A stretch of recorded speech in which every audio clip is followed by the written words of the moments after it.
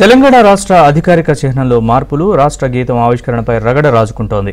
అధికార కాంగ్రెస్ బీఆర్ఎస్ పార్టీల మధ్య మాటల తూటాలు పేలుతున్నాయి. రాష్ట్ర చిహ్నంలో ప్రజల ఆలోచనలు, ఉద్యమకారుల ఆకాంక్షలకు అనుగుణంగా మార్పులు చేర్పులు చేస్తామని ముఖ్యమంత్రి రేవంత్ రెడ్డి ఇదివరకే ప్రకటించారు. ఆ మేరకు పలు మార్పులు చేస్తూ తాజాగా నిర్ణయం తీసుకున్నారు.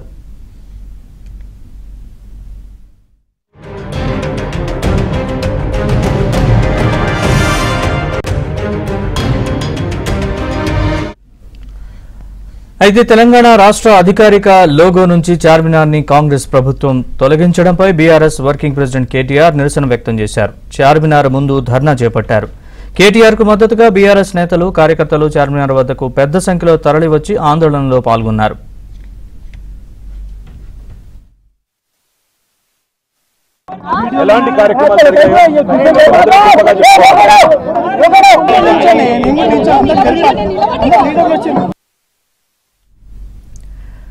కాంగ్రెస్ ప్రభుత్వం కుట్రపూరితంగా వ్యవహరిస్తోందని, ఉద్దేశపూర్వకంగానే రాజముద్ర మార్పు చేస్తోందని కేటీఆర్ విమర్శించారు. తెలంగాణ చారిత్రక చిహ్నాల్ని తొలగిస్తోందని, లోగోలో చార్మినార్ని తొలగించడం అంటే హైదరాబాద్ను అవమానించడమేనని అన్నారు. కాకతీయుల కళాతోరణాన్ని ఎలా తొలగిస్తారని ప్రభుత్వాన్ని కేటీఆర్ ప్రశ్నించారు.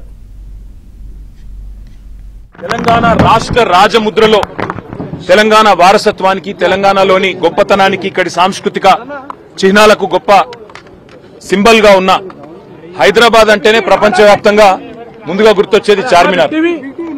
బ్రహ్మాండంగా చార్మినార్ ఒకటే కాదు, ఇవాళ తెలంగాణ అంటేనే గుర్తొచ్చేది కాకతీయ వారసత్వానికి చిహ్నంగా ఉన్న కాకతీయ కళాతోరణం.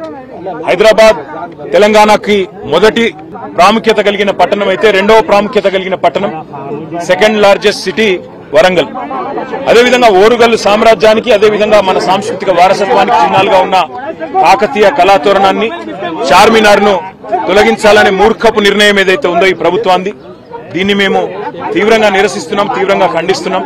చార్మినార్ ను తొలగించడం అంటే ప్రతి హైదరాబాద్ ని అవమానించడమే, ప్రతి ఒక్కరిని కూడా తప్పకుండా అగౌరవపరిచినట్టే అవుతుంది. రాష్ట్ర ప్రభుత్వానికి మేము చేసే డిమాండ్ ఒకటే, మిమ్మల్ని ఎన్నుకున్నది ప్రజల బతుకులు మార్చమని, ప్రజలకు మేలు చేయమని, పథకాలు అమలు చేయమని, ఇచ్చిన వాగ్దానాలు నిలబెట్టుకోమని.